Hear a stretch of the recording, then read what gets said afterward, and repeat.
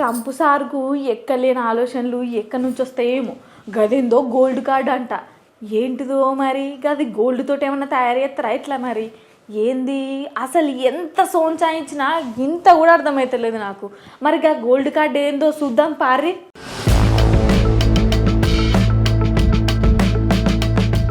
America అధ్యక్షుడు Trump తాజాగా $5 billion విలువైన కొత్త గోల్డ్ కార్డును తీసుకొచ్చారు.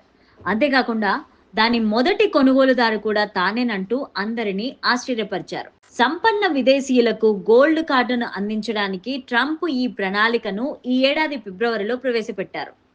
ఇది వారికి యుఎస్ రెసిడెన్సీ పౌరసత్వానికి అవకాశం కల్పిస్తుందన్నారు. దాంతో పాటు అమెరికా ఖజానాకు ట్రిలియన్ల ఆదాయాన్ని సృష్టించగలదని ఆశాభావం వ్యక్తం చేశారు. కొత్త గోల్డెన్ కార్డు కొంతవరకు గ్రీన్ కార్డుల వెసులుబాటు ఇస్తున్నా ప్రధానంగా సంపన్నులపైన దృష్టి సారిస్తున్నట్లు అమెరికా వర్గాలు చెప్తున్నాయి. అమెరికాలో పెట్టుబడిదారుల కోసం 30 ఏళ్ల క్రితం ప్రవేశపెట్టిన EB-5 వీసా పాలసీని ట్రంప్ మార్చాలని యోచిస్తున్నారు. ఈ నేపథ్యంలో పెట్టుబడిదారులకు గోల్డ్ కార్డు వీసాను మంజూరు చేశారు. ఈ వీసాను $5 బిలియన్ వెచ్చించి పొందాల్సి ఉంటుంది. ఈ వీసాను పొందే వ్యక్తులు అమెరికాలో ధనవంతులైన ప్రభుత్వానికి పన్నులు చెల్లించే అవకాశం ఉందని వ్యాఖ్యలు చేశారు.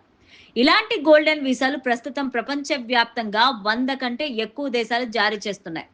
UK, Spain, Greece, Malta, Australia, Canada, Italy వంటి దేశాలు పెట్టుబడులను ఆకర్షించేందుకు సంపన్నులకు ఈ వీసాలు ఇస్తున్నాయి. తాజాగా ట్రంప్ కూడా ఇదే తరహా విధానాన్ని అమలు చేస్తున్నాడు.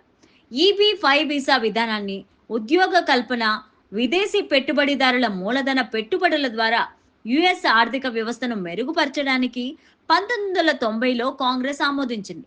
2021 సెప్టెంబర్ నుంచి 2022 సెప్టెంబర్ 30వ తేదీ వరకు దాదాపు 8,000 మంది ఈ వీసాను పొందారు.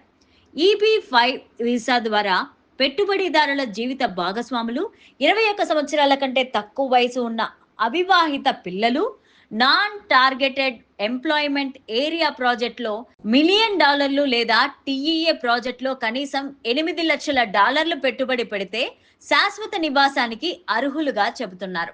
వీసా విధానంతో మోసాలు జరుగుతున్నాయని, కొందరు అక్రమంగా నిధులు పొందుతున్నారని అధికారులు గుర్తిస్తున్నారు.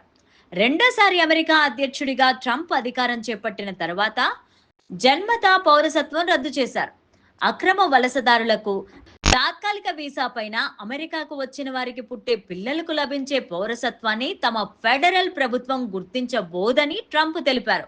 ఈ మేరకు ఎగ్జిక్యూటివ్ ఆర్డర్ జారీ చేశారు.